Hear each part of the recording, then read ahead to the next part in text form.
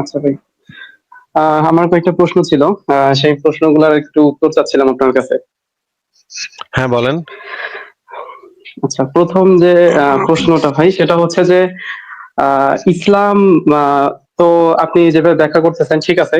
মানে ইসলাম ছাড়া বা এর চেয়েও কি ভালো কোনো ধর্ম কি আছে? বা আসলে কি ধর্ম মানুষকে ভালো করতে পারে? অন্ধবিশ্বাস কিভাবে ভালো করতে পারবে ভাই? এটা তো বুঝলাম না। অন্ধবিশ্বাস কিভাবে? মানে আপনি জানতে চাচ্ছেন এই অন্ধবিশ্বাসের থেকে ভালো অন্ধবিশ্বাস আছে কিনা? তা তো ভাই আমি বলতে পারবো হ্যাঁ, না। হ্যাঁ, হ্যাঁ। অন্ধবিশ্বাস তো আমার কাছে অন্ধবিশ্বাস। সেটার আবার ভালো মন্দ কি? সব অন্ধবিশ্বাসই তো খারাপ হওয়ার কথা এবং এটা বর্জনীয় আচ্ছা, হওয়ার আচ্ছা। কথা। মানুষের শুধুমাত্র যুক্তি দিয়ে, যুক্তি, জ্ঞান, বিচার বিবেচনা, প্রমাণ এগুলা দিয়ে কোনো কিছুর সত্যতা যাচাই করা উচিত। আচ্ছা, অন্ধবিশ্বাসের আচ্ছা। ভিতরে কোন অন্ধবিশ্বাসটা একটু খারাপ অন্ধবিশ্বাস, কোন অন্ধবিশ্বাসটা একটু ভালো অন্ধবিশ্বাস? ভাই, পায়খানা তো পায়খানা, এটা কুত্তার পায়খানা হোক আর মানুষের পায়খানা হোক আর শিয়ালের পায়খানা হোক, পায়খানা তো পায়খানাই থাকবে। পায়খানা তো ভালো হবে না, পায়খানার ওই গন্ধই আসবে। আচ্ছা, আচ্ছা। অন্ধবিশ্বাস তো অন্ধবিশ্বাস। অন্ধবিশ্বাসের ভিতরে আবার ভালো মন্দের কি আছে? হ্যাঁ, কিছু কিছু অন্ধবিশ্বাস আছে অত্যন্ত দুর্গন্ধ, যেমন ইসলাম। এরা অত্যন্ত দুর্গন্ধ। সেটা নিয়ে একটু বেশি কথা বলতে হয়, কারণ সেটা সারা পৃথিবীতে ছড়ায় গেছে একদম, স্প্রেড করছে, এবং কিছু মুমিন আছে সেই দুর্গন্ধযুক্ত গুটা নিয়ে মানুষের গায়ে গায়ে মাখায় দিতেছে। এই কারণে এইটাকে নিয়ে অ্যাক্টিভলি কথা বলতে হয়। আর বাদ বাকি যে দুর্গন্ধ গুলা আছে সেগুলা অন্য মানুষেরা লুকায় রাখে, অন্য মানুষের বেশি এগুলা বাইর করে না। হিন্দুদের ভিতরেও অনেক মানে জঙ্গিবাদ আছে, ওরা এগুলো বাইর করে না, ওরা লুকায় রাখে। খ্রিস্টান ইহুদিদের মধ্যে আচ্ছা, আচ্ছা। অনেক খারাপ খারাপ জিনিস আছে, কিন্তু ওরা এগুলো নিয়ে বেশি কথাবার্তা বলে না, বলে না এগুলো আমাদের, এগুলো চেঞ্জ হয়ে গেছে, এগুলো ওরা পরিবর্তন করে নিছে, ওরা সংস্কার করে নিছে। যেমন ধরেন হিন্দু ধর্মের ভিতরে সতীদাহ প্রথা ছিল, বিধবা বিবাহের বিরুদ্ধে ছিল, ট্যাবু ছিল, তারপর আরো নানা ধরনের কুসংস্কার ছিল। খ্রিস্টানদের ভিতরে উইচ হান্টিং ছিল, মেয়েদেরকে পুরায় মারতো তারা। ক্যাথলিক চার্চ 200-300 বছর ধরে লাখ লাখ মেয়েরে, ইউরোপে লাখ লাখ মেয়েরে তারা পুরায় মারছে, অসংখ্য নারীদের উপরে নির্যাতন করছে। কিন্তু হ্যাঁ ভাই, এখন আমার যদি এখানে একটু আপনি ভাই। এখন যদি আপনি একজন হ্যাঁ, এখানে খ্রিস্টানকে একটু। জিজ্ঞেস করেন যে ভাই তোমরা তো তোমাদের ক্যাথলিক চার্চ তো লাখ লাখ মেয়েরে পুরায় মারছে, তোমার বিষয়টা কি, তোমাদের খ্রিস্টানিটি এত খারাপ কেন? সে বলবো না ভাই, আমরা তো এখন ভালো হয়ে গেছি ভাই, আমরা সংস্কার করে ভালো হয়ে গেছি ভাই, আমরা আর ওই রকম জঙ্গি নাই ভাই, আমরা ভালো হয়ে গেছি, ভদ্র হয়ে গেছি, দেখো এখন আমরা বাইবেলের ভার্স গুলারে আমরা একটু এদিক সেদিক কইরা আমরা কিন্তু ভালো হয়ে গেছি, আমরা কিন্তু ওগুলা বিশ্বাস করি না এখন আর। কিন্তু একমাত্র একটা ধর্ম এখন পর্যন্ত কোনো পরিবর্তন করতে চায় না, এবং সারা পৃথিবীতে এখন শুধুমাত্র ওই যে ইসলামিক দেশগুলাতে ওই শরিয়া আইন কায়েম আছে, আর কোন দেশে কোনো ধর্মীয় আইন কায়েম নাই। যেমন England, America, Britain, sorry, Britain, আমি ইংল্যান্ড এবং ব্রিটেন দুইবার বললাম। England, America, Canada, Australia, Germany, Spain, Sweden, Switzerland, এই সমস্ত দেশে অনেক অনেক খ্রিস্টান আছে, কিন্তু এই সমস্ত দেশে সেকুলার আইন চলে। স্টেট এবং রিলিজিয়ন এই সমস্ত দেশে আলাদা, পার্থক্য করে রাখা আছে, মাঝখানে একটা দেয়াল আছে, যেই কারণে কোনো ধর্মীয় আইন সে সমস্ত দেশে চলে না, তারা সেকুলার হয়ে গেছে। কিন্তু শুধুমাত্র ইসলামের ভিতরে এই যে 1450 বছর আগের কি সমস্ত আজে বাজে আইন, সেগুলো এখন পর্যন্ত আফগানিস্তানে চলতেছে। শিশু মেয়ে বিয়ে বিয়ে হইতেছে এটা এই আইনের কারণে। ইরানে চলতেছে, সৌদি আরবে চলতেছে। সৌদি আরবে যদিও এখন একটু মডারেট হচ্ছে, সৌদি আরবের যে নতুন যে সুলতান সে বলতেছে, নতুন যে প্রিন্স সে বলতেছে যে আমরা ওই সমস্ত হাদিস টাদিস মানি না, এগুলা ইসলামী আইন টেনে এখন ওগুলা বন্ধ করে দিতে হবে। এখন আমরা নাচ গান করবো, সিনেমা টিনেমা হবে। মানুষ মানে আমরা ইউরোপের মতো, সৌদি আরবকে আমরা ইউরোপের মতো বানায় ফেলবো। এই কারণে সৌদি আরব একটু চেঞ্জ হচ্ছে বর্তমানে।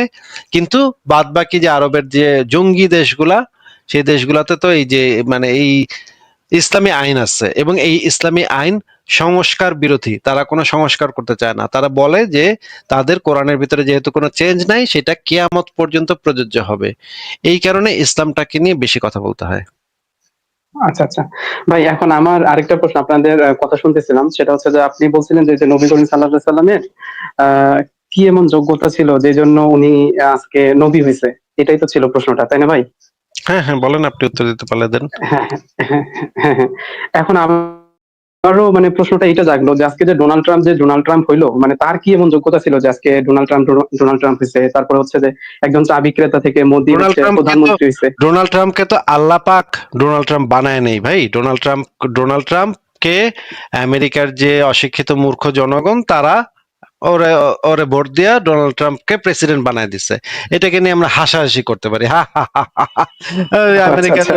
আমেরিকার লোকজন কি বলদ, ডোনাল্ড ট্রাম্পের মতো একটা বলদারে, একটা মানে আহাম্মক একটা ছাগল, একটা পাগলারে, হ্যাঁ, একটা মানে এটা তো পাগলা কুত্তা, এটা তো কি করে না করে টুইটারে, কি করে না না করে, হা হা হা। এটা নিয়ে আমরা হাসাহাসি করতে পারি, কিন্তু আল্লাহ আচ্ছা আচ্ছা। তো বাই ডেফিনেশন সর্বজ্ঞানী ভাই। আপনি আমেরিকার হুম। মানুষের সাথে আল্লাহকে তুলনা করতেছেন, কি অদ্ভুত কাণ্ড ভাই, অদ্ভুত না কাণ্ড। না না ভাই, আমি বাই আমি তুলনা ডেফিনেশন করি কথার নাই ভাই, মানে মাঝখানে আমার কথা না, কথার জানার মাঝখানে জন্য। কথা না, কথার মাঝখানে কথা না। আচ্ছা কি আচ্ছা আচ্ছা, মানে তামসা বলেন। ভাই, কি তামসা। আল্লাহ হচ্ছে বাই ডেফিনেশন সর্বজ্ঞানী। আল্লাহ পাক হচ্ছে আচ্ছা বাই ডেফিনেশন ন্যায় বিচারক। আল্লাহ পাক হচ্ছে বাই ডেফিনেশন সবচাইতে ভালো জানে সবকিছু। তাহলে আমেরিকার যেই বলদাটায় ডোনাল্ড ট্রাম্পকে ভোট দিচ্ছে, যে বলদায় তো জানে না কিছু, এই যে পাগল, এ তো মানে রাস্তায় বসে গাঞ্জা গুঞ্জা খায় সে ডোনাল্ড ট্রাম্পের গিয়ে ভোট দিয়ে আইছে। ডোনাল্ড ট্রাম্পের লোকজন এসে তারে $100 দিছে, যা তুই ডোনাল্ড ট্রাম্পের ভোট দে। সে গিয়া নাচতে নাচতে $100 দিয়ে গাঞ্জা খায়, সে ডোনাল্ড ট্রাম্পের ভোট দিছে, কারণ এই ব্যক্তিটার সেই জ্ঞানটা নাই। এই কারণে সে ডোনাল্ড ট্রাম্পের ভোট দিয়ে প্রেসিডেন্ট বানায় থুয়ে আইছে। এই মানুষের কাছ থেকে আমরা সেইটা আশা করি না কখনো, যে সে এই যুক্তি বুদ্ধি ব্যবহার করে সেইভাবে একটা ভালো ডিসিশন নিবে। কিন্তু আল্লাহ পাকের কাছে, আল্লাহ পাক তো বাই ডেফিনেশন ন্যায় বিচারক। যে ন্যায় বিচারক হবে সে কেন পক্ষপাত করবে? এইখানে পরিষ্কারভাবে দেখা যাচ্ছে কিছু মানুষের সাথে পক্ষপাত হচ্ছে। এই নবী মোহাম্মদের মেয়ে, নবী মোহাম্মদের নাতি, এদের যে জন্মটা নবীর পরিবারে হইল, আজকে যদি আপনার জন্ম যদি নবীর নাতি হিসেবে হইতো, তাহলে আপনি হইতেন জান্নাতে যুবকদের সর্দার। কিন্তু আপনাকে কেমনে কেমনে জানি আপনি বাংলাদেশে 1450 বছর পরে জন্ম নিচ্ছেন। আবার হরিনাথ নামক একটা লোক, সে জন্ম নিচ্ছে ভারতে একটা হিন্দু পরিবারে। ওই বেটা তো নিজে সিলেক্ট করে নাই যে সে কোন পরিবারে জন্ম নিবে, তারে আল্লাহ পাক তো এটা সিলেক্ট করছে, যে হচ্ছে বাই ডেফিনেশন সর্বজ্ঞানী, বাই ডেফিনেশন ন্যায় বিচারক। সে ওই হরিদাসরে জন্ম দিচ্ছে একটা নিম্ন বর্ণের হিন্দু পরিবারে, যে ছোটবেলা থেকে শুনে আসতেছে হিন্দু ধর্ম সত্য, তার বাপ মা তারে শিখাই দিছে হিন্দু ধর্ম সত্য, হিন্দু ধর্ম সত্য, হিন্দু ধর্ম সত্য। এটা সে ছোটবেলা থেকে পালন করে আসছে, বিশ্বাস করে আসছে। কয়েকদিন পরে সেই হরিদাসরে একজন এসে বলল যে, জানো জানো, আরব দেশে একটা নবী আছে নাম মোহাম্মদ, আল্লাহ, সে কইছে আল্লাহ সত্য। সে তো এইটা শুই না, তো তার কাছে মানে যাচাই করার কোনো উপায় নেই, এবং তার বাপ মা তারে শিখাই দিছে যে অন্য কোনো ধর্ম সত্য হইতে পারে না। এই কারণে সে হিন্দু ধর্মে অটল ছিল, এবং সে মরে গেছে। মরে যাওয়ার পরে সে জাহান্নামে চলে গেল বেহুদা। তাইলে এই বেটায় যে ভাই আমি এই এই বেটায় যে এই বেটার উপরে যে ওহী নাজিল হইলো না, হরিদাসের উপরে যে ওহী নাজিল হইলো না, হরিদাসটা যে আল্লাহ নবী হিসেবে সিলেক্ট করলো না, বা হরিদাসের জন্ম যদি হইতো নবীর পোলা হিসেবে, বা নবীর মাইয়া হিসেবে, নবীর নাতি হিসেবে, তাহলে তো পুরো বাম্পার লেগে যেত। সেই হরিদাস সে তখন জান্নাতে যুবকদের সর্দার হইতো। তাইলে এইখানে তো কোনো ন্যায় বিচার দেখা যাচ্ছে না। এখানে দেখা যাচ্ছে যে এখানে একটা বেইনসাফি হচ্ছে। আল্লাহ পাক কিছু কিছু মানুষকে এমন এমন জায়গাতে জন্ম দেয়, যেই জন্মের কারণে তারা একটা এক্সট্রা সুবিধা পায়, যে সুবিধাটা অন্যরা পায় না। এবার আমি আপনাকে আচ্ছা আচ্ছা একটা হাদিস দেখাচ্ছি ভাই, কথার মাঝখানে কথা বলেন না, কথার মাঝখানে কথা না, হ্যাঁ।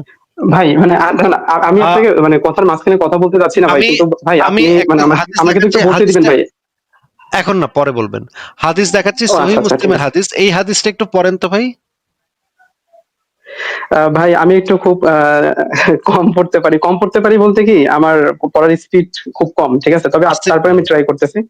হ্যাঁ হ্যাঁ হ্যাঁ। আসতেই পারেন। আহ, আব্দুল্লাহ ইবনু মাসলামাহ ইবনু কানাফ রহমতুল্লাহ আলাই, উবাইয়া ইবনু কাব রাদিয়াল্লাহু আনহু থেকে বর্ণিত। তিনি বলেন, রাসূলুল্লাহ সাল্লাল্লাহু আলাইহি সাল্লাম বলেছেন, নিশ্চয়ই যে ছেলেটিকে খাজির আলাইহিসসালাম হত্যা করেছিলেন, আল্লাহর আদেশে হত্যা করেছিলেন, তাকে কাফির স্বভাব দিয়েই সৃষ্টি করা হয়েছিল। ওয়েট যদি ওয়েট ওয়েট ওয়েট সে wait wait wait wait wait কি বললেন তাকে কি স্বভাব দিয়ে সৃষ্টি করা হয়েছিল? কাফিরের স্বভাব দিয়েই সৃষ্টি করা হয়েছিল। মানে একজনকে সৃষ্টি করা হয়েছে কাফেরের স্বভাব দিয়ে, এটা আবার কেমন কথা ভাই? বুঝলাম না তো, কথার মানে কি ভাই? এটার মানে বুঝা বলেন তো। এটা মানে হচ্ছে যে আল্লাহ তাআলা নিজেই তাকে কাফির হিসেবেই আসলে পৃথিবীতে সৃষ্টি করছে। মানে আল্লাহ পাক কিছু মানুষকে মানে মমিন হিসেবে সৃষ্টি করে, আবার কিছু মানুষকে কাফির হিসেবে সৃষ্টি করে। এইটা কি আপনি হ্যাঁ, বলতে হ্যাঁ, চাচ্ছেন? হ্যাঁ, সেটাই তো মানে বাংলাতে তো সেটাই বোঝা যাচ্ছে আরকি। আপনিও তো মনে হয় এটাই ও বুঝতেছেন। ও তাইলে ভাই, তাইলে এটা কেমন কথা ভাই? মানে আল্লাহ পাক এই পার্সিয়ালিটিটা কেন করতেছে? এটা কি ন্যায় বিচার? এখন না, না, এটা ন্যায় বিচার হইতে পারে না। তেলে কেমন হইলো? আমরা কিভাবে মানে বুঝলাম না তো ভাই। আচ্ছা একটু বলেন তো, যে একজন হিন্দু যদি অনেক ভালো কাজ করে, তার কি জান্নাতে হুম, হুম। যাওয়ার সম্ভাবনা আছে? না, না, জান্নাতে যাওয়ার সম্ভাবনা নাই। আর যদি একজন মুসলিম যদি চরম খারাপ কাজও করে, সে তো একসময় না একসময় তো জান্নাতে যাবেই নাকি? যদি সে আল্লাহর উপরে বিশ্বাস রাখে তাহলে জান্নাতে যাবে। আচ্ছা, তার মানে চরম খারাপ কাজ করবে। মানুষের কৃতকর্ম, মানুষের কৃতকর্মটা এখানে সেকেন্ডারি বিষয়, প্রাইমারি বিষয়টা হইতেছে আল্লাহর উপরে বিশ্বাসটা নাকি?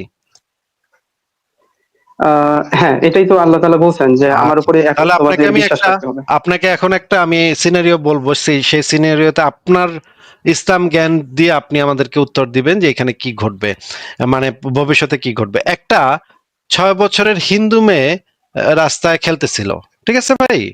আচ্ছা। হ্যাঁ, হ্যাঁ, হ্যাঁ, বলেন। রাস্তায় খেলতেছিল, তখন 5 জন মুসলিম পুরুষ, প্রাপ্তবয়স্ক মুসলিম পুরুষ পাশ দিয়ে মাদ্রাসাতে যাচ্ছিল। তারা দেখতেছে হুম, যে মানে রাত্রেবেলা মেয়েটা খেলতেছে এখানে। তারা মেয়েটাকে ধইরা হুম, মানে জঙ্গলের ভিতরে নিয়ে কয়েকবার হুম, রেপ করছে। 5 জন মিলে কয়েকবার রেপ করছে। রেপ করার পরে মেয়েটাকে ওইখানে মেরে ফেলছে।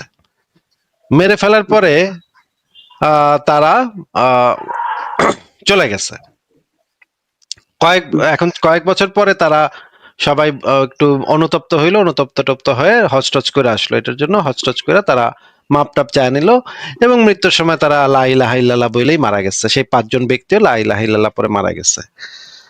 এখন কিয়ামতের ময়দানে আল্লাহ পাক বসে আছে। এখন সেই মেয়েটা, 5 বছরের যে হিন্দু মেয়েটা আসছে, আর ওই 5 জন যে মুসলিম পুরুষ যাদের আল্লাহর প্রতি পূর্ণ বিশ্বাস এবং আস্থা আছে, 5 জন পুরুষও আসছে। এখন আপনি হুম, বলেন হুম। তো যে বিচারটা কি হবে?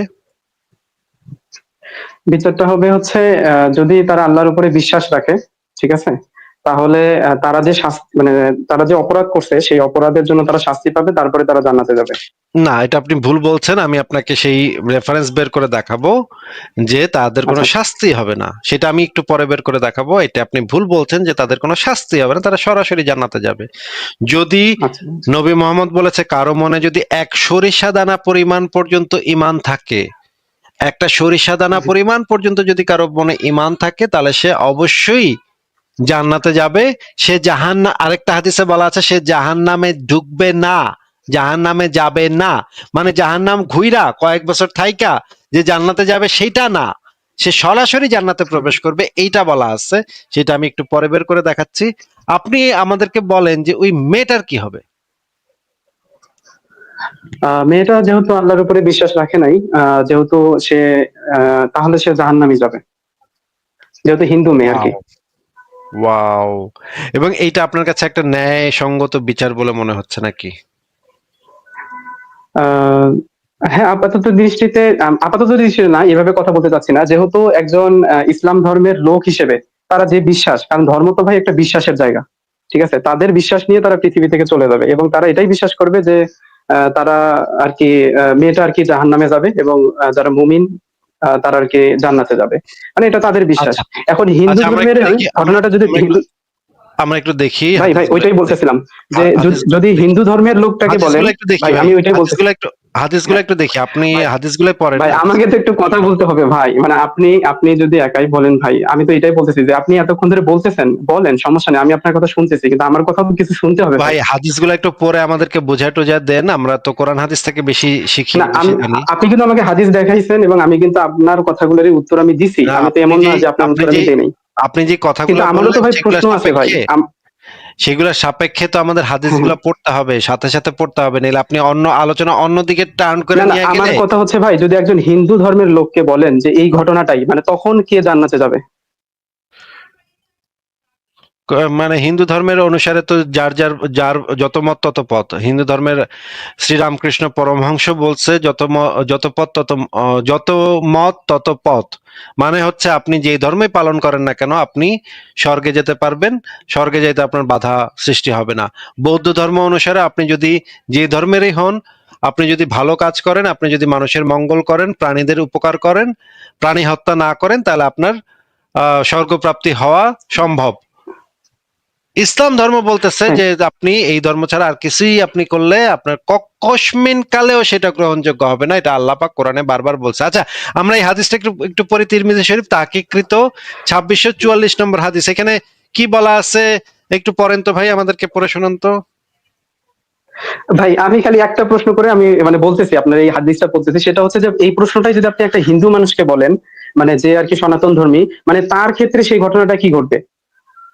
মানে আমি আপনাকে বললাম এটাই বোঝাতে চাইছি যে বললাম তো ভাই, এটা হিন্দু ধর্ম, ম্যান টু ম্যান এটা ভেরি হিন্দু ধর্ম করবে। হিন্দু ধর্ম কোনো একটা সুনির্দিষ্ট কোনো ধর্ম না এটা।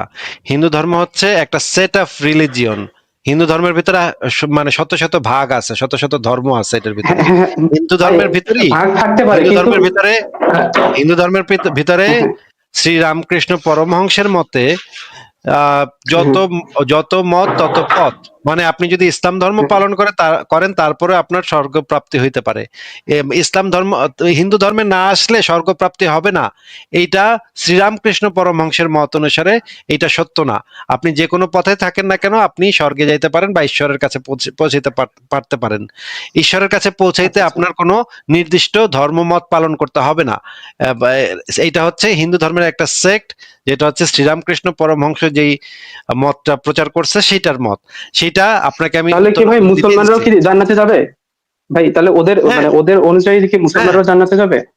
শ্রীরামকৃষ্ণ ও আচ্ছা আচ্ছা। পরমহংসের মতটা তো আপনাকে আমি বলে দিলাম যে শ্রীরামকৃষ্ণ হ্যাঁ হ্যাঁ হ্যাঁ পরমহংস বলছে যত মত তত পথ। মানে আপনি যেই হ্যাঁ, হ্যাঁ। মতেরই হন না কেন সেই পথ দিয়ে আপনি ঈশ্বরের কাছে পৌঁছতে পারবেন। এটা তো আপনাকে উত্তর আমি দিয়ে দিলাম, তারপরে একই প্রশ্ন ঘুরায় কেন করতেছেন বোঝা যাচ্ছে না। এবার আপনি হাদিসটা পড়েন ভাই। জুয়েল ভাই হাদিসটা পড়েন। জুয়েল, জুয়েল আপনি হাদিসটা পড়েন।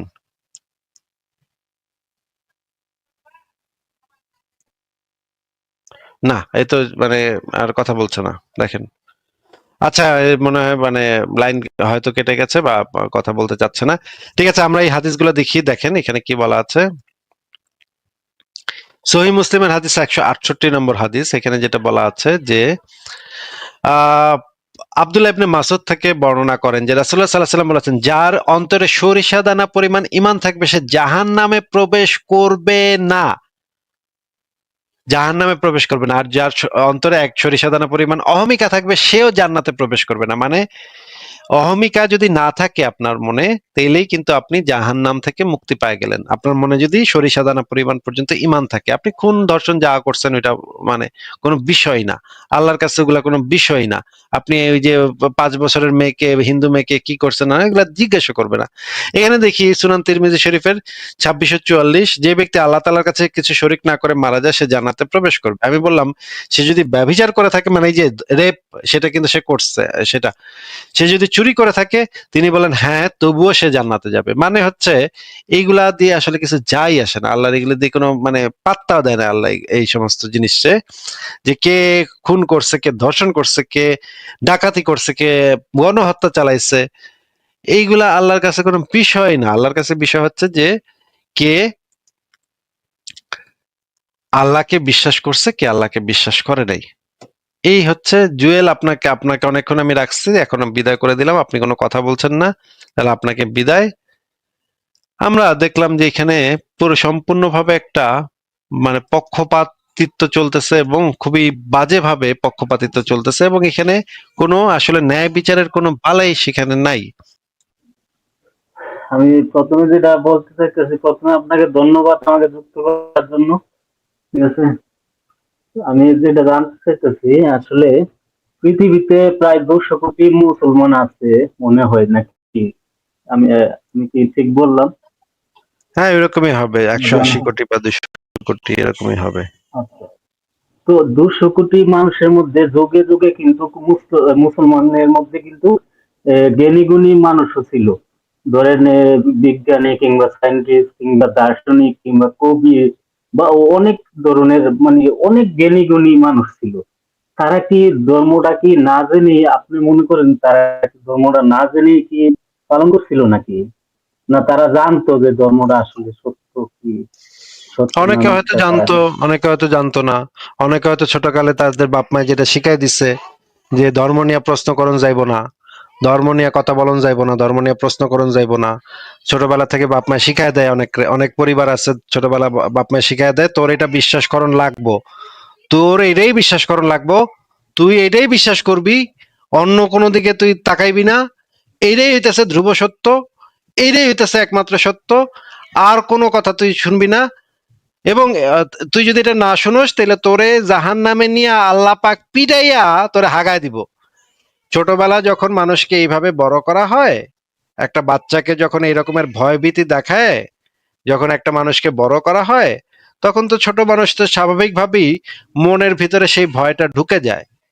মনের ভিতরে যখন সেই ভয়টা ঢুকে যায়, তখন বড় হওয়ার পরেও বেশিরভাগ মানুষ সেই ভয়টা আর বের করতে পারে না। সে যত বড় জ্ঞানীগুণী হোক না কেন, বড় হওয়ার পরে সেই ভয়টা আর বের করতে পারে না। আমি ভারতে এই রকমের কয়েকজন সায়েন্টিস্টকে দেখছি, যে সায়েন্টিস্টরা অনেক বড় বিজ্ঞানী, তারা অনেক মানে অনেক বড় বিশ্ববিদ্যালয়ের প্রফেসর, তারা অনেক অনেক বড় জ্ঞানী, তারা কিন্তু তারা মা কালীরে বিশ্বাস করে। মা কালীরে বিশ্বাস করেন কেন ভাই? মা কালী একেবারে হাস্যকর একটা দেবী, মানে কালী একটা পেতনি, পেতনির মতো কালী একটা দেবী, সে নাকি মানুষের মাথা কাইটা গলায় মালা বানাইয়া গলায় পইরা থাকে, এইটারে বিশ্বাস করে। কত বড় পণ্ডিত ব্যক্তি, সে এইটারে বিশ্বাস করে। আমি দেখলাম যে ভারতের যে সুনিতা উইলিয়ামস হচ্ছে মহাকাশচারী, মহাকাশে গেছিল সে, অনেক বড় সায়েন্টিস্ট, মানে হ্যাঁ, মানে মহাকাশ যান যে চালাইতে পারে, তার তো সে তো অনেক বড়, অনেক পড়ালেখা করছে, তার অনেক পড়ালেখা। এখন সেই মহিলারে আমি দেখলাম সে মহাকাশে গেছে গণেশ দেবতার একটা মূর্তি নিয়া। ওমা, এইটা আবার কেমন কথা? তুমি এত বড় পণ্ডিত মহিলা, তুমি এটা বুঝো না যে গণেশ দেবতা যে একটা হাস্যকর বিষয়, মানে একটা একটা মানুষের মাথার উপরে একটা হাতের মাথা, এইটাও আবার মানুষে বিশ্বাস করে, এই কুসংস্কারও মানুষে বিশ্বাস করে। হা হা হা। আমার কাছে তো, আমি এটা বুঝতে পারি যে কত বড় হাস্যকর একটা বিষয়। এই মহিলা, এত বড় শিক্ষিত মহিলা, এত বড় জ্ঞানী মহিলা, একটু কথা শুনে নেন, কথার মাঝখানে কথা না, কথার মাঝখানে কথা না ভাই, কথার মাঝখানে কথা না। এত বড় শিক্ষিত মহিলা, এত বড় পণ্ডিত মহিলা, তার এতগুলা পিএইচডি পেপার, সে অনেক পড়ালেখা করছে সারা জীবন, তার পড়ালেখা অনেক অনেক বেশি, আমার 100 গুণ সে পড়ালেখা বেশি হয়তো করছে, হ্যাঁ। এখন কিন্তু সে গণেশ দেবতার মূর্তি নিয়ে মহাকাশে গেছে। এইটা দেখে আমি বুঝতে পারলাম যে তাইলে এত বড় শিক্ষিত, সে কি বুঝে নাই যে হিন্দু ধর্ম যে একটা ভুয়া ধর্ম? হিন্দু ধর্মের ভিতরে যে এই সমস্ত মানে গণেশ দেবতা, এটা তো একটা পুরাই হাস্যকর বিষয়। এই বিষয়টা সে বিশ্বাস করে, কারণ হচ্ছে ছোটকাল থেকে তাকে এইভাবেই বড় করা হয়েছে, তাকে ছোটবেলা থেকে এই শিক্ষাটা দিয়েই বড় করা হয়েছে।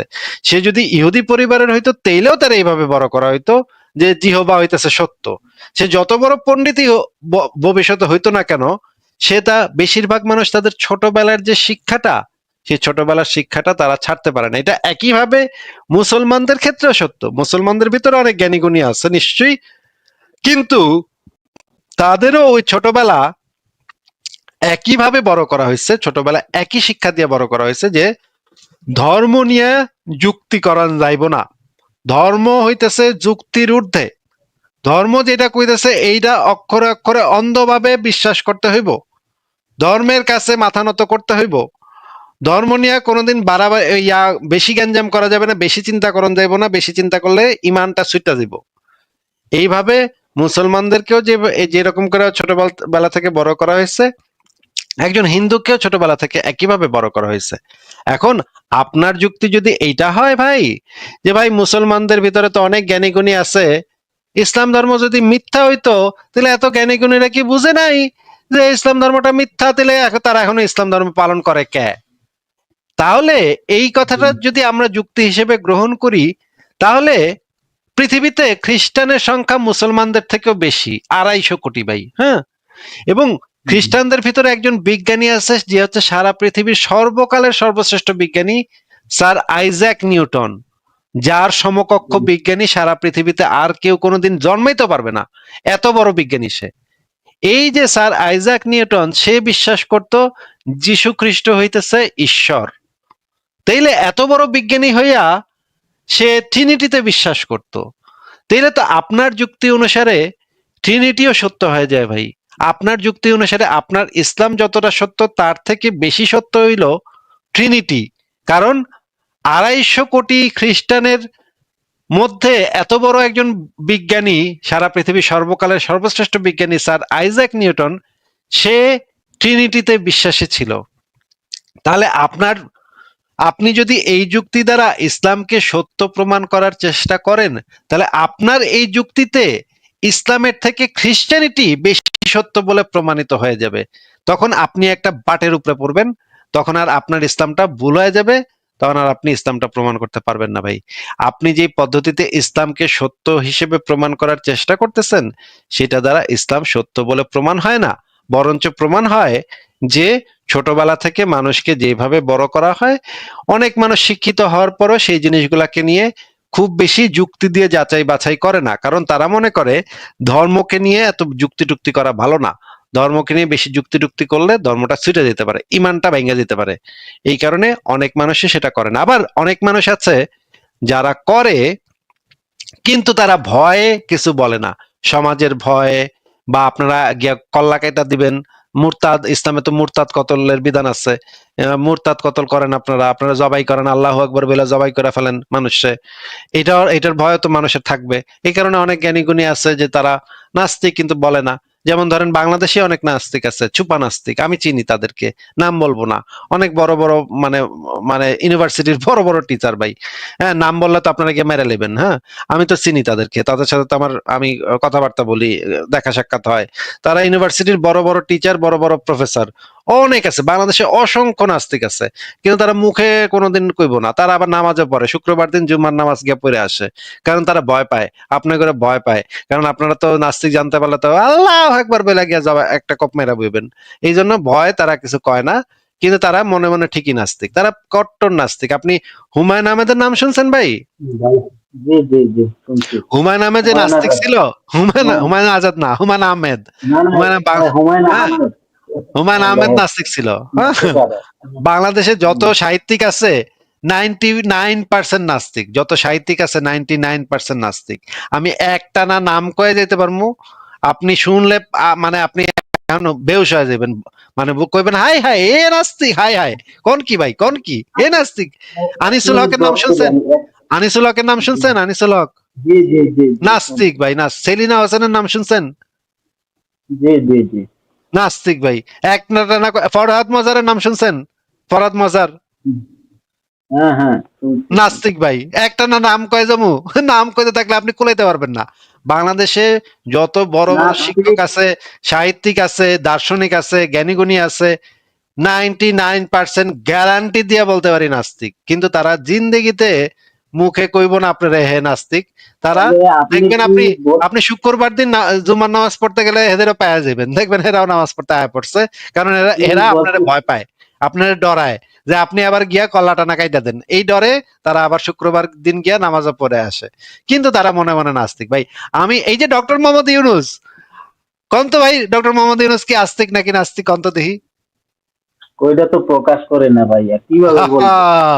প্রকাশ তো করে না। একটু খবর নিয়ে দেখেন ভাই, সে নাস্তিক কিনা একটু খবর নিয়ে দেখেন ভাই। আমি তো জানি ভাই, হ্যাঁ আমার কাছে খবর আছে, আমি তো জানি ওটা ভাই। তো ওটা তো আমাদের ধর্মে বলা নিষেধ আছে যে কারো বিষয়ে আন্তাসি কথা বলা যাবে না, আন্তাসি কথা এই যে বললে আপনি ইমান থাকবে আপনার না। প্রশ্নটারই উত্তর এবং দিচ্ছিলাম ভাই, আপনার প্রশ্নটারই উত্তর দিচ্ছিলাম যে এত বড় বড় জ্ঞানী গুণী আছে, এরা তো আহ, ভাই এই যে ইবনে সিনার নাম শুনছেন? ইবনে সিনা জি জি জি, শুনছি এই কি আস্তিক মেডিসিনের ছিল না নাস্তিক ছিল কোন তো দেখি? জনক। ওইটা তো ইবনে সিনা, আমরা আসলে ওই বিষয়ে আসলে ইবনে আমাদের সিনা ভাই, ভাই একটু বিষয়ে কথা আমরা স্টাডি কয়লান করি ভাই, না। ইবনে সিনা আস্তিক ছিল নাকি নাস্তিক ছিল একটু বলেন তো দেখি ভাই। এই বিষয়ে স্টাডি করি নাই ভাইয়া, হয়তো তো এত ওই বড় মেডিসিনের ইসলামের বিষয়ে ইতিহাসে ইবনে সিনার মতো স্টাডি বিজ্ঞানী করি তো আর নাই। নাই, তাই না? ইসলামের ইতিহাসে হতে পারে, ইবনে সিনার মতো বড় বিজ্ঞানী তো আর নাই নাকি? ইবনে সিনা তো হতে পারে। হ্যাঁ, শ্রেষ্ঠতম, এটা নিঃসন্দেহে। তাই না? হ্যাঁ হ্যাঁ And হ্যাঁ, এই এটা নিঃসন্দেহে শ্রেষ্ঠতম বলা যায়। বিজ্ঞানীটাই হইতেছে নাস্তিক ছিল। আর কি কইবেন ভাই? তারপরে হ্যাঁ, নাগিব এখন মাহফুজের নাম, আপনি যে ভাই ধর্মের নাগিব কথা বললেন, মাহফুজের নাম শুনছেন? নোবেল পুরস্কার বিজয়ী সাহিত্যিক, মুসলিম সাহিত্যিক নাগিব মাহফুজ নাম শুনছেন? কোন দেশের উনি? উনি সম্ভবত মিশরের, নাগিব মাহফুজ মিশর না জানি, মিশর বা এই দেশগুলোর এই অঞ্চলের আশেপাশের নাগিব মাহফুজ, ঠিক আছে? এইবার আহ, ছিল নাস্তিক ভাই, মুসলমান পরিবারে জন্ম কিন্তু ছিল আসলে নাস্তিক। কিন্তু আমরা তো মুসলমানরা অনেক বেশি একটা পার্সেন্টেজ লোক এর, দাবি করে যে আমাদের ধর্মেও এরকম বহুত কবি বা বহুত জ্ঞানী গুণী লোক ছিল, ওরা আমাদের ধর্মের ছিল, ইসলাম ধর্মের। তাহলে ওনারা কিভাবে ধর্মটাকে লালন পালন করছে? তাহলে ওরা করতো না তো, কিভাবে ওনারা জ্ঞানী গুণী মানুষরা কখনো ধর্ম এটা তো বিশ্বাস করে না, এটা ধর্ম তো পালন করে না। এটা তো ধর্ম বিশ্বাস হইতেছে এটা তো এই যে অশিক্ষিত মূর্খ মানুষের জন্য। এটা আপনাদের ধর্মের, আপনার ধর্মের সবচেয়ে বড় জ্ঞানী গুণীরাই বইলা গেছে যে এই সমস্ত আহ, এই আপনি জালালউদ্দিন রুমির কবিতা পড়ছেন? জি জি জি, জানি। জালালউদ্দিন হ্যাঁ, রুমি মদ খাইতো নাকি খাইতো না কোন তো? এ বিষয়ে বলতে পারি না, কারণ উনি অনেক আগে পৃথিবী থেকে চলে গেছেন, ওনার বিষয়ে আমরা সে আসলে সে যদি ইসলামে বিশ্বাসী হইতো তাহলে সে কি মদ খাইতো? ওই সময় হয়তো বা ছিল, ওনার আমলে হয়তো ওই বা ছিল সময় এক ছিল, হাজার বছর আগে। আমি জানি যে ওই সময় কি মদ আমি খাওয়া জানি যে হালাল ছিল? মাওলানা ওই সময় জালালউদ্দিন মদ রুমি খাওয়া হালাল ছিল উনি নাকি? ইন্তেকাল করে উনি ১,০০০ বছর আগে, ঠিক আছে, ওই উনি সময় মদ ইন্তেকাল খাওয়া হালাল করছেন। ছিল নাকি? সে যে মসজিদে গিয়া মদ খাইতো হালাল এটা না, জানেন? হয়তো বা ধর্ম বিষয়ে জালালউদ্দিন হয়তো বা এতটুকু এখন জালালউদ্দিন রুমি ধর্মটা। যে মসজিদে বসে মদ খাইতো এটা জানেন? হুম, না, এই বিষয়ে যার ধারণা নেই। আচ্ছা, কাজী নজরুল ইসলামের নাম শুনছেন? কাজী নজরুল ইসলাম বাংলাদেশের জাতীয় কবি। হ্যাঁ। হে কন, আপনি কন দেখি, হে আস্তিক না নাস্তিক কন দেখি। ওই লালন কথাটা যদি লালন বলেন, ফকিরের এই কথাটা লালন যদি ফকিরের নাম শুনছেন? বাংলা, লালন ফকিরের নাম? হ্যাঁ হ্যাঁ, লালন ফকির উনি কোনো ধর্মেরই না, উনি সে কোনো আস্তিক নাকি ধর্মেরই না, নাস্তিক আবার কন? উনি নাস্তিক বলে না, উনি নাস্তিক বলেও উনি প্রকাশ করেন না। উনি কোনো কিচ্ছু কিছুই প্রকাশ করেন নাই, ধর্ম না, আহ, ধর্ম, উনি ধর্ম বিষয়ে কোনো কথাই বলেন নাই, ঠিক আছে। অবশ্যই অনেক কথা বলছে ভাই। ধর্ম লালন বিষয়ে ফকির উনি ধর্ম কথাই নিয়ে বলে অনেক নাই। কথা বলছে। কেন? আপনি উনি একটা ধর্ম গান শুনবেন, পালন করেন নাই, উনি একটা গান ধর্ম শুনবেন বিষয়ে কথা আজকে, বলেন। আজকে একটা গান শুনবেন, সহজ মানুষ, হ্যাঁ, ভোজে হ্যাঁ দেখ না হ্যাঁ, রে মন দিব্য জ্ঞানে, পুরো পাবিরে ওনার অমূল্য আমি নিধি একজন ভক্ত, বর্তমানে। বলেন পাবিরে ওনার একজন অমূল্য ভক্ত আমি। নিধি, বলেন পাবিরে অমূল্য নিধি বর্তমানে, এই কথাটার মানে কি? হ্যাঁ হ্যাঁ, উনি গুণী মানুষ ছিল, এই নিঃসন্দেহে কথাটার একজন মানে গুণী কি? মানুষ। পাবিরে অমূল্য নিধি বর্তমানে, এই কথাটার মানে কি ভাই বলেন? আবার এই তো বললাম না যে খুবই অর্থপূর্ণ ওনার গান, হ্যাঁ এই জ্ঞান অর্থপূর্ণ তো আমাদের নাই বুঝলাম, ভাইয়া। অর্থপূর্ণ তো বুঝলাম, কিন্তু এই লাইনটার মানেটা কি সেটা জিজ্ঞেস করেছি। এই জ্ঞান বললাম না যে এর ক্ষুদ্র পরিমাণ এটা তো জ্ঞান আমাদেরকে আবিরে ফেলে দিয়া অমূল্য নিধি আমরা এটা বর্তমানে, ভেরিফাই করতে পারবো না। হ্যাঁ, আবিরে অমূল্য নিধি বর্তমানে, এই কথাটার মানেটা আপনি বুঝতেছেন না? যে শুধুমাত্র বর্তমানেই এই পৃথিবীতেই সমস্ত কিছু, পরকাল বইলা কিছু নাই। এটা তো লালন ফকির তার গানের ভিতরে বলে দিছে ভাই। এটার অর্থটা উনি প্রকাশ করে নাই, হয়তোবা অর্থ তাও আপনি তাই খালি গান খালি, কিন্তু অর্থ টর্থ এটার কোনো অর্থ নাই নাকি? এই লাইনের কোনো অর্থ নাই? অর্থ অবশ্যই আছে, কিন্তু আমরা অনেক দিকে এটার মোড় ঘুরতে পারি। ঠিক আছে, এই জ্ঞান পাপিরে বললাম না যে আমাদের এই জ্ঞান সহজ আসলে মানুষ ভোজে দেখ না রে মন, দিব্য জ্ঞানে পাবিরে অমূল্য নিধি বর্তমানে। এই কথাটার মানে আপনি বুঝতেছেন না। সত্য কথা বলেন তো, যে আপনি আরেকটা যে বুঝতেছেন না, আসলে বুঝতেছেন না, বলেন বাড়ির তো দেখি।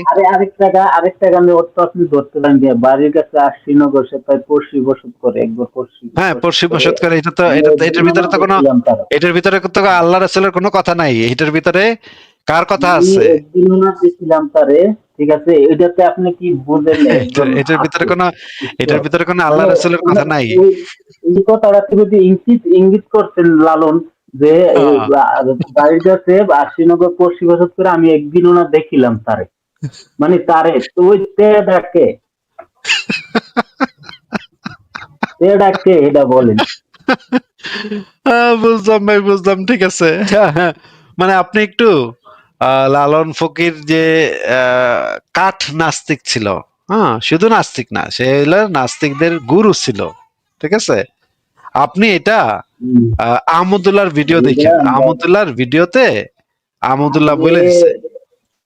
ওই যে মাওলানার কথা কি বলবেন, এরা তো ব্যস্ত আছে ব্যবসা নিয়ে। ঠিক আছে, তার কিভাবে ব্যবসা রমরমা করবে, আচ্ছা, এদের কি ঠিক আছে। জ্ঞান আছে না? ইব্রাহিম ভাই, আর কি কিছু বলবেন? আপনার প্রশ্নের আশা করি আমরা উত্তর দিয়ে ফেলছি। আর কিছু যদি বলার থাকে বলেন তাহলে। প্রশ্নের উত্তরটা কি এইভাবে পাইছে কিনা আমি জানি না সঠিক, কিন্তু কিছুটা 50%।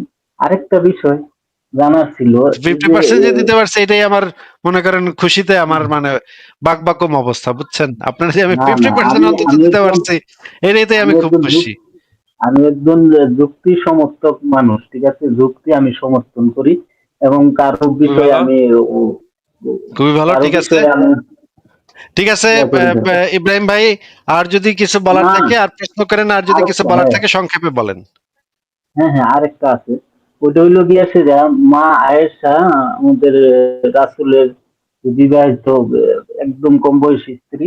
ঠিক আছে, যার নিয়ে হুবই মানে কম একটা বয়সী না, শিশু, বিতর্কিত শিশু বলতে হবে, শিশু। বিতর্কিত একটা বিষয় এটা, মানে আপনাদের মতন যারা আছেন তারা এই বিষয়টা নিয়ে খুবই বিতর্কিত করেন, তর্ক করেন। তো এই বিষয়ে আমি একটু বলি যে মা আয়েশার বিবাহ করার পিছনে যে রহস্যটা, এই রহস্যটা আসলে কি জানেন? একটা মেল মেল মেয়েদের একটা সিক্রেট একটা বিষয় আছে। এই সিক্রেট বিষয়টা হলো কি, একটা মেয়ের যদি কোনো সমস্যা মানে জানার ভাই, ইচ্ছা হয়, মোহাম্মদের কি বউ কি কম কম ছিল? মোহাম্মদের বিবির সংখ্যা কি কম ছিল?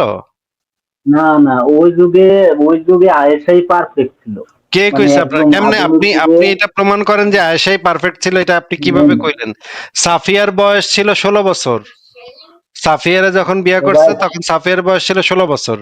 কেন সবার তো একটা সবকিছু 6 বছরের জ্ঞান মেয়ের থাকে না। বিয়ে করে এই মাসালাটা, মেয়েদের কি হইব না না হইব, এই মাসালা কেন 6 বছরের মেয়ের বিয়ে করে এই মাসালা দাওয়ান লাগবো ভাই?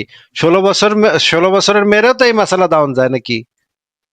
না, ওই সব তাইলে বিষয়ে ভাই, সবাই তাইলে ভাই expert একটু না। কন্ত ভাই, একটু কন্ত ভাই, মানে মাত্র জন্ম নিচ্ছে এরকমের একটা বাচ্চা মেয়ের মাসালা কি হবে, এটা কেমনে আমরা বুঝবো? তাহলে তো মোহাম্মদের একটা মাত্র হপায়ে জন্ম নেয় একটা মোহাম্মদ, বাচ্চা মেয়েরও বিয়ে করানোর দরকার ছিল নাকি? আমাদের আল্লাহ রাসূল এটা জানতো ইব্রাহিম যে ভাই, আয়েশা ইব্রাহিম ভাই, আমার কথা শুনে আমার কথা অনুসারে উত্তর দেন। মনে করেন মাত্র হপায়ে পেটের থেকে বাইরেছে একটা মেয়ে, এই মেয়ের মাসালা কি হইব, এইটার মাসালা তো আমরা জানি না, তাই না? নবী যদি এটা বইলা না দেয়, তাহলে এই মেয়ে কেমনে কানবো, কেমনে হাঁকবো, কেমনে মুতবো, এটা তো ভাই আমরা কইতে পারতেছি না। নবী যদি আমাদের ঠিকানা না দেয়, তাহলে আমরা কেমনে বুঝবো যে এই যে মাত্র পেটের থেকে বাইর হওয়া মেয়েটা কি করব না না করব, কেমনে কাঁদবো, সহি উপায় কেমনে কাঁদবো, সহি উপায় কেমনে পায়খানা করব, সহি উপায় কেমনে পেশাব করব, এটা তো ভাই আমরা কইতে পারতেছি না। আমাদের তো সেই জ্ঞান নাই। নবীর তো এটা শিখাই দেওয়ার লাগবো। এই কারণে তাহলে তো নবীর উচিত ছিল মাত্র হপায় পেটের থেকে বাইরানো একটা বাচ্চা মেয়েরও বিয়া করে তারে ওই শিক্ষা দিয়া যাওয়া, যে কিভাবে হাঁকবো, কিভাবে মুতবো, কিভাবে ওই কোলের বাচ্চারে নিয়া নবী ঘুরতো আর মানুষের শিখাইতো যে হ্যাঁ এই যে এমনে দেখো, এমনে ইয়া করতে হইব। ভাই আপনার কি, আপনার এই হুম, যুক্তি এত হাস্যকর এত হাস্যকর ভাই, তাইলে তো ভাই আপনার ওই যুক্তিতে, আমি তো শেষ করতে আপনার ওই পারিনি একই ভাই, যুক্তিতে, ওই একই যুক্তিতে একেবারে পেটের থেকে বাইরে না বাচ্চারও বিয়ে করানোর দরকার ছিল আপনার নবীর, না, আমার নাকি ভাই? প্রশ্নটা তো শেষ করতে পারি না ভাইয়া। আমার প্রশ্নটা শেষ করি, তারপরে আপনি ভাই এই বলেন। এই উত্তর তো ভাই আপনি প্রথম আজকে দেন নাই আমার এখানে এসা, হাজার হাজার মুমিনে সেই সমস্ত আলতু দিছে, ফালতু কথা হ্যাঁ মতো বলে হ্যাঁ, গেছে, তাই না? জানি আপনি অনেক বিখ্যাত একজন লোক, ঠিক আছে, অনেক বিখ্যাত। সেই আপনার অনুযায়ী আমাদের ক্ষুদ্র, একদম ক্ষুদ্র জ্ঞান আমার, সেই অনুযায়ী আমি আচ্ছা, কিচ্ছু কিন্তু বলবো না যে মজার ব্যাপার আপনাকে। হচ্ছে ভাই, মোহাম্মদ একটা হামাগুড়ি দেয়া বাচ্চা মেরে বিয়ে করতে চাইছিল, কিন্তু শেষমেশ করতে পারে নাই, বুঝছেন? একটা হামাগুড়ি দিয়ে একটা মেরে দেখা মোহাম্মদ একবার কইছিল, আইসার একটা হামাগুড়ি দিয়ে একটা, আইসার একটু কথা শোনেন ভাই, একটা কোলের একটা শিশু যেটা মাত্র হামাগুড়ি দিতেছে, এই 50 বছরের বুড়া খাটাসটায় এই হামাগুড়ি দেয়া বাচ্চাটারে দেখাও তার খায় জাগছিল, তখন তার মনে কুরকুর কুরকুর করছিল, কুচকুচ হতা হয়েছিল, না না না কিন্তু না। সে ভাই, আনফরচুনেটলি, আপনি একজন আনফরচুনেটলি সে বিয়েটা করতে পারে নাই। সর্বকালে সর্বশ্রেষ্ঠ মহামানব আমাদের সর্বকালে নবী হযরত সর্বশ্রেষ্ঠ মুহাম্মদ সাল্লাল্লাহু মহালুচ্চা, আলাইহি ওয়াসাল্লাম, এবং সর্বকালে এমন কথা সর্বশ্রেষ্ঠ আমি বলতে পারি না। ঠিক আছে, যাকে মহালুচ্চারে নিয়ে সৃষ্টি না করলে অবশ্যই আমি পৃথিবী বলতে সৃষ্টি পারি, করতো না। যাকে অবশ্যই ভাই। সৃষ্টি না করলে, যাকে ঠিক আছে সৃষ্টি ভাই, না করলে আর আর পৃথিবী। কথা শুনতে চাচ্ছি না ভাই, ঠিক আছে, যুক্ত হওয়ার জন্য ধন্যবাদ, আর কথা শোনার ভাই টাইম নেই ভাই, ঠিক আছে। আজকে ফারাজ ভাই যেহেতু আসলো না, সেহেতু আমরা তাহলে লাইভটা আজকে শেষ করে দিচ্ছি। ফারাজ ভাইয়ের জন্য অনেকক্ষণ অপেক্ষা করলাম, কিন্তু ফারাজ ভাইয়ের কোনো হদিস নাই। ঠিক আছে, সবাইকে অনেক ধন্যবাদ লাইভটা দেখার জন্য, তাহলে আজকের মতো বিদায় সবাইকে, শুভরাত্রি।